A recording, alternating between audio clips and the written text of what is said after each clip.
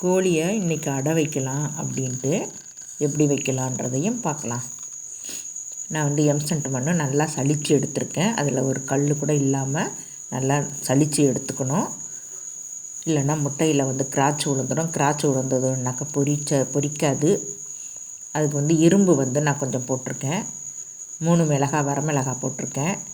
கறித்துண்டு வந்து என்கிட்ட இல்லை. அதனால் வந்து கண்ணு கொட்டாஞ்சியை நல்லா சுட்டு அதை கறியாக்கி எடுத்து வச்சுருக்கேன். இப்போ நான் வரிசையாக நான் வந்து அடுக்கிக்கிறேன் முட்டைங்களை. நான் வந்து 11 முட்டை வச்சுருக்கேன். அது வந்து அடை முட்டை அப்படின்னு சொல்லிட்டு ஒன்று வைக்குமா, அது எனக்கு தெரியலை. நானும் புதுசாக தான் வச்சுருக்கேன் இந்த வாட்டி. 11 முட்டைக்கு 2 நாள் கழித்து அது அடையிலேருந்து எழுந்திரிச்சு வரும்போது பார்த்தோம்னா 12 இருந்தது. நாங்கள் வச்சது 11 தான். நான் அப்புறமே கேட்டதுக்கு அது அடை முட்டை அப்படின்னு சொன்னாங்க. அடையில் உட்காரும்போது ஒரு முட்டை விடும், சில கோழிகள் விடும் அப்படின்னு சொல்லியிருக்காங்க. அதனால் எனக்கு அது தெரியலை. நான் வச்சது 11 தான். அப்படியே லைனாக அதை டெய்லி வச்சது, அதை என்னென்னைக்கு வச்சதோ அதை அப்படியே லைனாக வச்சுருக்கேன். நான் எப்படி உட்காருதுன்னு பார்க்கலாம். நான் தான் எடுத்து விட்டுருக்கேன்.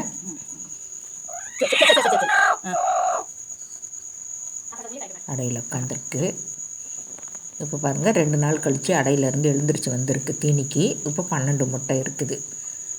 எனக்கே டவுட்டாக இருந்துச்சு. திருப்பி நான் 11 தானே வச்சோம், இப்போ 12 இருக்குது அப்படின்னு சொல்லிட்டு நான் வந்து தண்ணியும் அரிசியும் அங்கே பக்கத்தில் வச்சுருக்கேன். அதை சாப்பிட்டுட்டு மறுபடியும் அடைக்கு போய் உட்காந்துடும். வெளியிலையும் போயிட்டு வந்திருக்குது.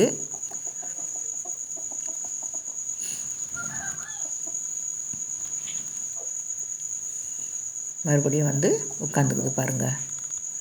அந்த மாதிரி அது இஷ்டத்துக்கு விட்டுடணும். நம்ம வந்து அதை ரொம்ப டிஸ்டர்ப் பண்ணக்கூடாது. டிஸ்டர்ப் பண்ணணும் அப்படின்னாக்கா அது பயத்தில் வந்து நமக்கு முட்டை வந்து கலைஞ்சிடும். அதுக்கு அந்த பயத்துலேயே இருக்கும். அதை ஃப்ரீயாக விட்டால் தான் அதுக்கு வந்து நல்லா கம்ஃபர்டபுளாக இருக்கும். நான் வந்து மூடாக்கெல்லாம் ஒன்றும் போடலை, ஓப்பன்லேயே தான் வச்சுருக்கேன். அது நல்லா பழகின கோழின்றதுனால அது அப்படியே மூடாக்கு இல்லாமல் அப்படியே வச்சுருக்கேன். இது மறுநாளும் போயிட்டு வந்து மறுநாளும் வந்து உட்காந்துருக்கு.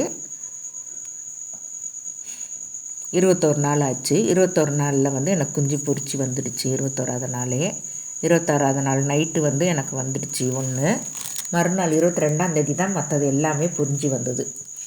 21ஆந்தேதி ஒன்று தான் புரிஞ்சது. 21ஆவது நாளில் வந்து ஒன்று தான் புரிஞ்சது.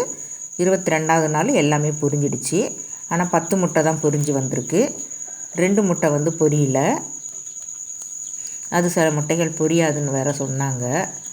அதனால் நான் வச்ச 11 முட்டை வச்சதில் 10 வந்து எனக்கு நல்லா பொரிஞ்சு வந்திருக்குது. நல்லாவே இருக்குது. நான் வெளியில் வந்ததுமே நான் கொஞ்சோண்டு மஞ்சள் தண்ணி வச்சேன். அது குடிச்சிது. அதை மட்டும் நான் வீடியோ எடுக்காமல் விட்டுட்டேன். அந்த 2 முட்டை மட்டும் பொரியாமல் இருக்குது. நான் இப்போ வெளியில் வந்து அதுக்கு ரவையாக போட்டிருக்கேன். அதுவும் கொத்தி ஏதோ சாப்பிட்ணும் போல் இருக்கும் இல்லையா, அதனால் வந்து எல்லாத்துக்குமே வந்து நான் ரவையாக போட்டுட்டேன்.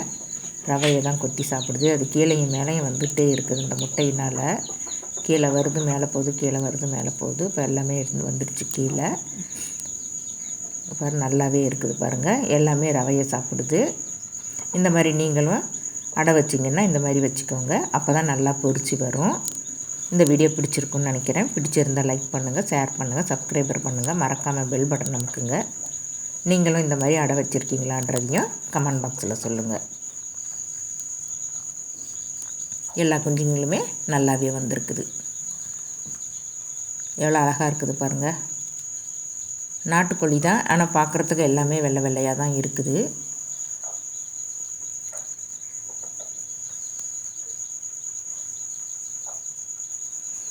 அது கொத்தி சாப்பிட்றதே ஒரு அழகாக இருக்குது.